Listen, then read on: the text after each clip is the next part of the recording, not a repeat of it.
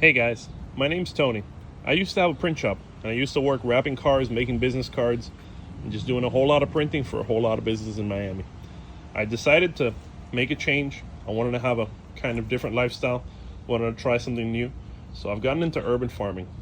I'm going to be making this series, dropping an episode every Saturday, so you guys can check out all the cool stuff that happens on a farm and all the uncool stuff that you kind of have to deal with. So I hope it's fun for you. If you have any questions, drop them in the comments. If you have any suggestions, I'd love to hear them because I'm definitely learning as I go along the way. And I really hope we can all enjoy this. Hey guys, I'm Tony. I wanted to show you around my urban farm. Like I said in the intro, I kind of decided to get into this after I stopped printing. It's been a bit of an adventure, but we're doing all right. We're selling some plants, we're selling some herbs, and it's been really fun. There's been a steep learning curve.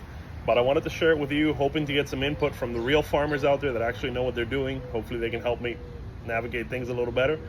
So I'm going to give you a little walkthrough. I'm just going to show you everything we've got.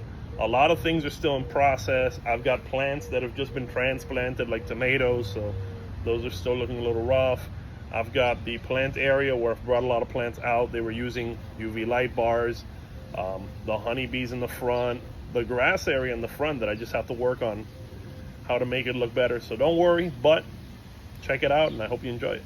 So I'm going to start off showing you this area, which is it started off as an edible flower station, and it kind of turned into a lot of different plants that I'm just trying to rehab or trying to get them to a specific point.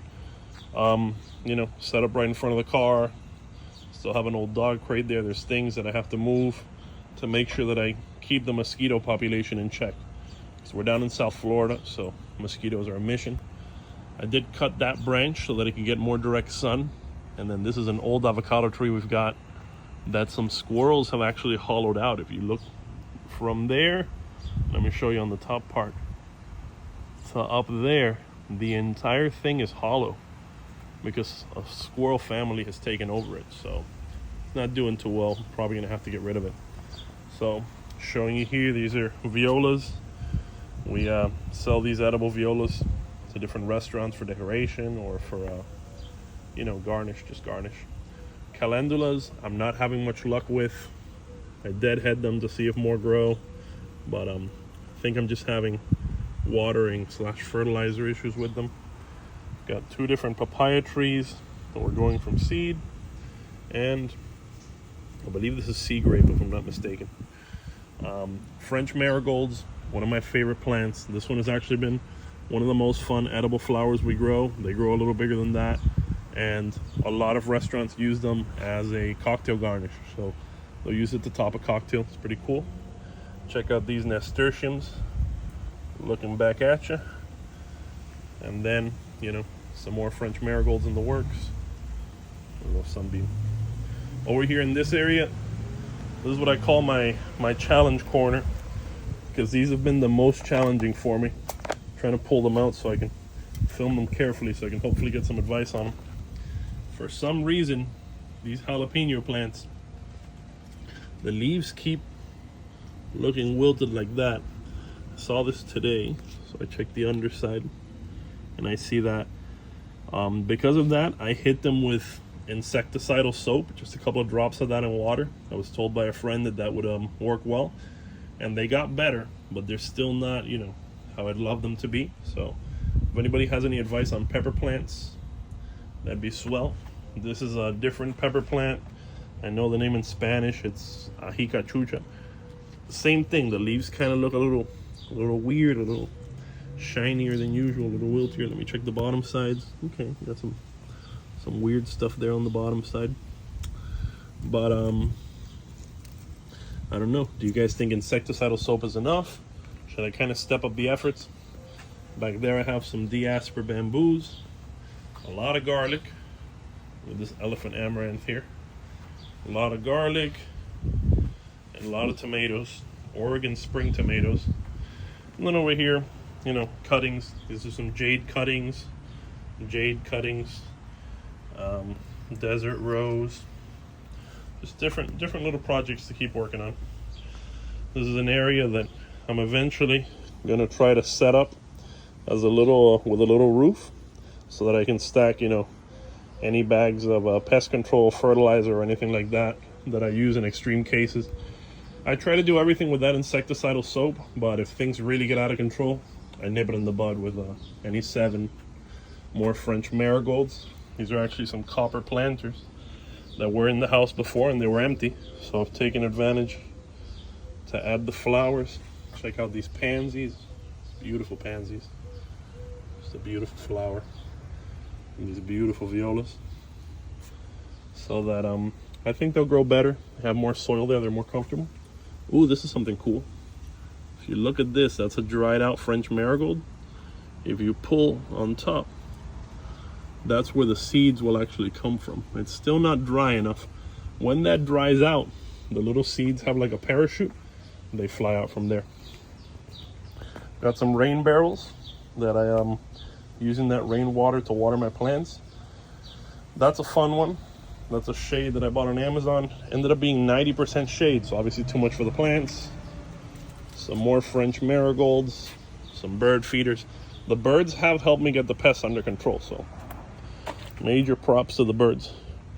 This is a larger tomato plant I had, Oregon Spring, with 3 of them, and transplanted it over here. It's getting burned by the sun, so I already ordered a shade on Amazon so I could pop it up here, and I gave it some companions. All right, so here we have it. I transplanted these 3 tomato plants.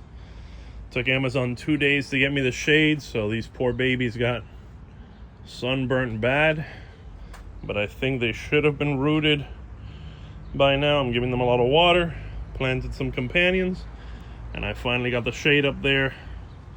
Just a couple zip ties. Nothing pretty. We're just trying to keep these plants alive for the time being, because later we can beautify, but I can't let them dry out like that. So problem solved. Look at the tiki hut where I have things set up that I'm still moving around. And then here's a fun one. I built this L shape so that I could treat it like 3 different quadrants. So quadrant 1, quadrant 2, quadrant 3. And I planted carrots. So these over here are Shantae red core carrots. I get all those seeds from True Leaf. I love True Leaf. They're great if anybody's thinking of gardening or buying seeds. I sell some seeds, but not at the magnitude they do, so definitely check them out. That over there is rainbow carrots. Those are still pretty young. And the same thing in that 3rd quadrant. And over here I got guava and mamey.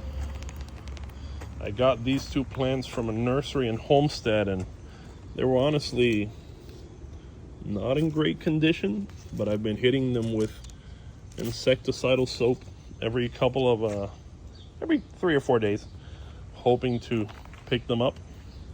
Same thing with the mamey, but the mamey seems to already be making a nicer comeback.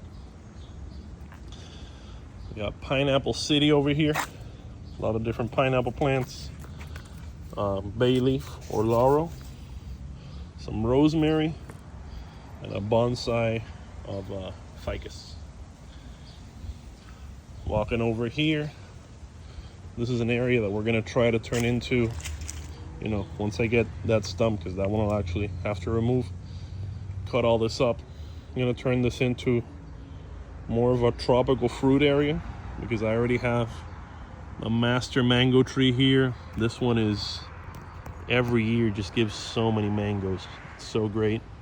But it does have this parasitic plant on it that it just grew out of control over almost a decade. It's been growing. So I finally cut most of those roots down there, and I'm working my way up to pry it off the tree. So this area, once I clean it up, I'm going to try to get some pineapple trees in the ground. This area gets a lot of sun because that's what covers the east, so not much, and then it's going to have all the sunlight coming down. And I've already got a couple of papaya trees in here. I got a large one, which is a pygmy, and that pygmy tree is not going to grow much taller, but pretty cool. We got one there, and it's going to stay that size. It's about 4 feet. And a little baby one that I planted the other day. Here's another area that I'm going to have to, remove all of these canisters, remove all of those rocks. The previous owner had put all these rocks into the ground, and I'll just stack them up somewhere so I can use that again. This is a pretty great avocado tree. Definitely needs a little bit of TLC. I've been watering it a lot now and fertilizing it some, and it's already beginning to, have a lot of new leaf growth. So let's see how that one goes. Now I'm gonna walk you over to the front. This is another area where, I'd love to see all of this gone. Just pick all this up, but it's super heavy and time consuming, so you gotta take some time to work on it. And then there's the hedge. The hedge, is actually my problem that I've been working on for a while now, because I would love the hedge to be taller so that it covers more and I don't get as much, of people looking in. When you have people looking in, they're more likely to try to steal fruit. They're more likely to try to just take something from inside your house. Unfortunately, in this area, that does happen. So I've already told the landscapers that help me out to please not cut it anymore. And I've gotten some good growth, but it does require a lot of water. This is a hedge that takes a lot of water. We got my little windmill here, some birds. This is a greenhouse that I thought would be a good idea in sunny South Florida, but I'm sure you already put together that it's 150 degrees in there when the sun's shining on it. So I'm probably gonna remove some panels so I could turn it into a makeshift tiki. Same thing with all this, just mountains of rocks. Got to get rid of that. Here we have our bees. Check those guys out. I'm not going to get too close because I'm not suited up and they're still relatively new. So I don't think they want me standing in front of their hive.